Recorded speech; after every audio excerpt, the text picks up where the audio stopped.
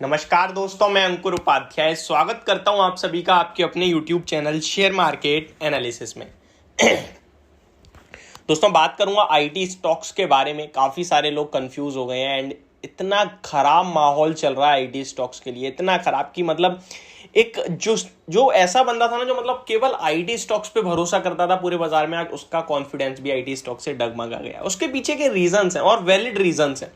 सबसे पहले तो शुरुआत करते हैं अमेरिका के बाजार से, जिसकी वजह से ही आईटी स्टॉक्स में डर बन रहा है और कल के सेशन में अमेरिका में फिर से एक बड़ी पिकवाली हुई है। इसको अगर आप पॉजिटिवली देखेंगे तो ये जरूर है कि नीचे से 300 पॉइंट्स रिकवर होके बंद हुए, बाकी सब कुछ खराब था। लेकिन आईटी स्टॉक्स, मैं आपसे अब 2-3 चीजें बात करूंगा जो काफी इंपॉर्टेंस है, दे रख सकती हैं आपकी लाइफ में, आने वाली लाइफ में।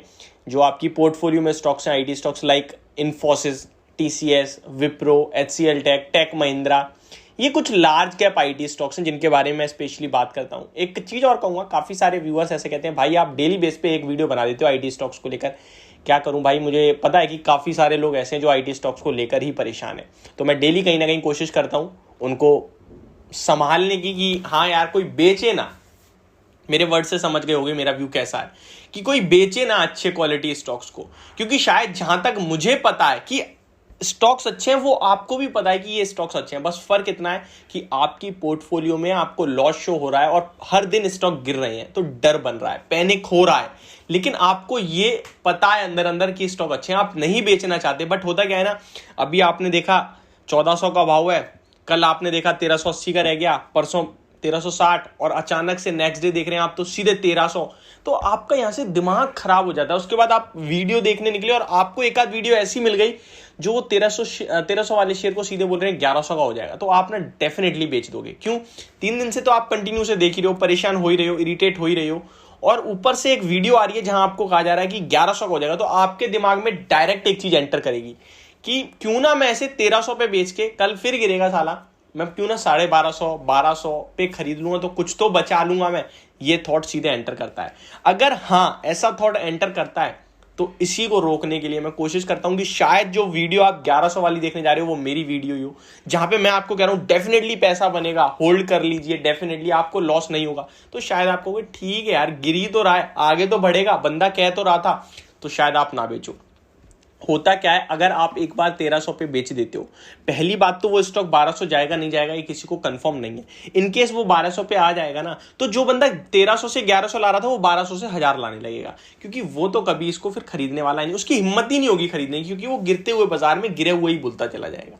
तो अब मैं आपसे सिंपल सी चीजें बता रहा हूं जो वो आप लिख लो, मतलब सुनो मत, लिख लो। अमेरिका के बाजार में जो गिरावट चल रही है उसका ही इंपैक्ट आपको दिख रहा है आईटी स्टॉक्स पे, क्योंकि आईटी का कारोबार जो है वो आउटसाइड इंडिया भी काफी हैवीली, और स्पेशली अमेरिका से, अमेरिका में रिसेशन आने की बात चल रही है, जिसकी वजह से आईटी स्टॉक्स में प्रेशर पड़ रहा है, पड़ सकता नहीं है, पड़ रहा है, क्योंकि बाजार की एक्सपेक्टेशंस यही है कि रिसेशन आ सकता है या फिर ग्रोथ तो स्लो हो ही सकती है। तो इसी के चलते आईटी स्टॉक्स प्रेशर में, ठीक है। इसी के चलते क्या हो रहा है, पहले जो जेरोम पॉवेल साहब थे, फेड के चेयरमैन, उनका मानना था कि 2023 में जो रेट हाइक्स हो जाएंगे वो हो जाएंगे 3.9% तक, लेकिन अभी उनका फ्रेश टारगेट आया 4.6% तक का। जितने ज्यादा रेट हाइक्स उतनी ज्यादा ग्रोथ स्लो। क्या आपको इसका कनेक्शन पता है? नहीं पता तो 1 मिनट में समझा देता हूं। अब फॉर एग्जांपल आपकी कंपनी है कोई, आपकी कंपनी को पैसा चाहिए, तो आप क्या करोगे, बैंक से पैसा लोगे।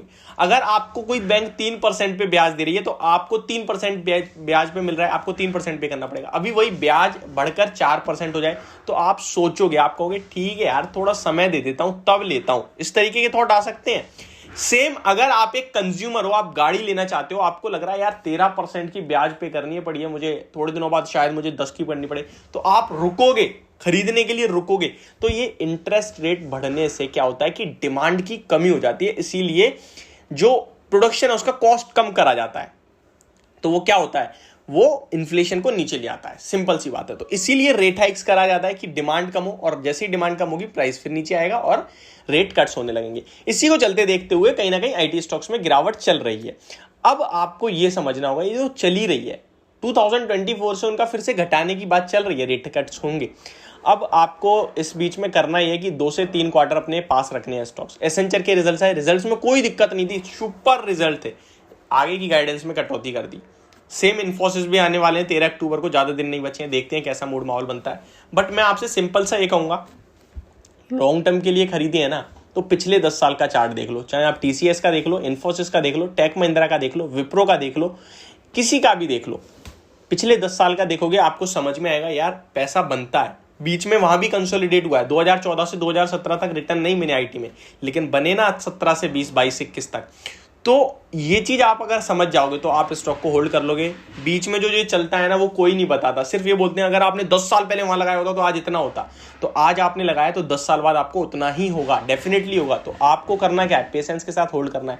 क्या पहले कभी ये उठापटक नहीं हुई थी? डेफिनेटली हुई थी। इस बीच में जो रोक लेगा, जो बचा लेगा वो कमा लेगा, सिंपल सी बात है। होप आपको क्लियरली सब कुछ समझ में आ गया होगा। मैंने एक भी स्टॉक के बारे में बात नहीं करी, बट शायद मैंने आपको पूरे सेक्टर के बारे में समझा दिया आई थी। तो ये मेरी पूरी वीडियो आईटी स्टॉक्स को लेकर और स्पेशली लार्ज कैप्स को लेकर।